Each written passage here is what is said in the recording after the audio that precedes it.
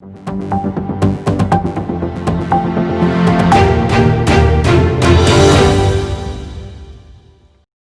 सत्र के दूसरे दिन रक्षा मंत्री राजनाथ सिंह ने लोकसभा में भारत और चीन के बीच जारी गतिरोध पर बयान दिया है। उन्होंने लद्दाख की पूर्वी सीमाओं पर हाल में हुई गतिविधियों से अवगत करवाया और इस दौरान भारतीय सैनिकों द्वारा किए गए बलिदान के बारे में बात की। उन्होंने कहा कि सीमा विवाद एक गंभीर मुद्दा है और दोनों देशों को यहाँ शांति बनाए रखने पर सहमत हैं।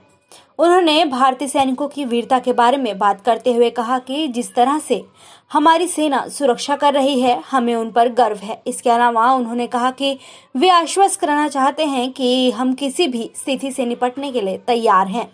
अध्यक्ष महोदय, हमने चाइना को डिप्लोमेटिक तथा मिलिट्री चैनल्स के माध्यम से यह अवगत करा दिया कि इस प्रकार की गतिविधियां स्टेटस को यूनिलेटरली बदलने का प्रयास है और यह भी साफ कर दिया गया कि ये प्रयास हमें किसी भी सूरत में मंजूर नहीं है।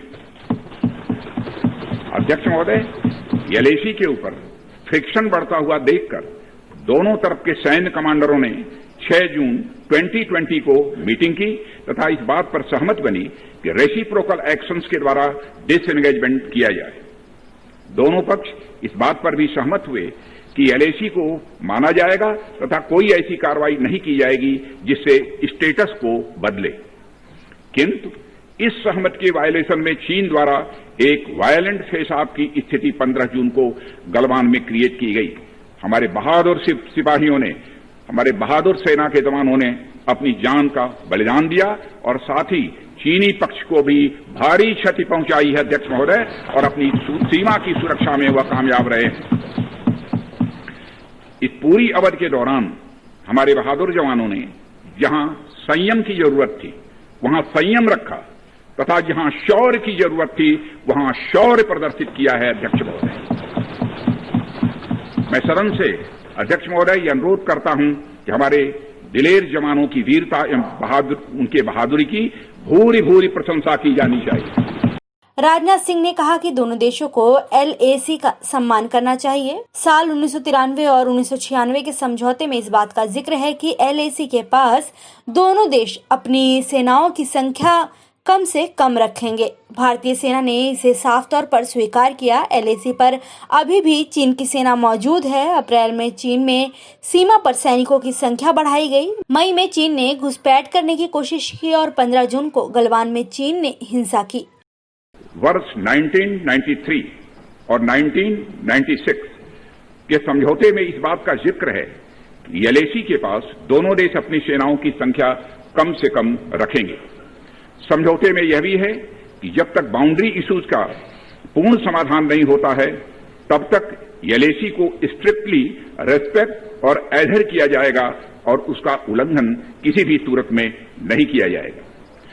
इन समझौतों में भारत व चाइना एलएसी के क्लैरिफिकेशन द्वारा एक कॉमन अंडरस्टैंडिंग पर पहुंचने के लिए भी कमिटेड हुए थे। इसके आधार पर 1990 से 2003 तक दोनों देशों द्वारा एलएसी पर एक कॉमन अंडरस्टैंडिंग बनाने की कोशिश की गई, लेकिन इसके बाद चाइना ने इस कार्रवाई को आगे बढ़ाने पर सहमति नहीं जताई। इसके कारण कई जगहों पर चाइना तथा भारत के बीच एलएसी परसेप्शंस में ओवरलैप है। इन क्षेत्रों में तथा बॉर्डर के कुछ अन्य इलाकों में दूसरे समझौतों के आधार पर दोनों की सेनाएं फेस ऑफ आज की स्थिति का समाधान निकालती हैं, जिससे कि शांति कायम हो।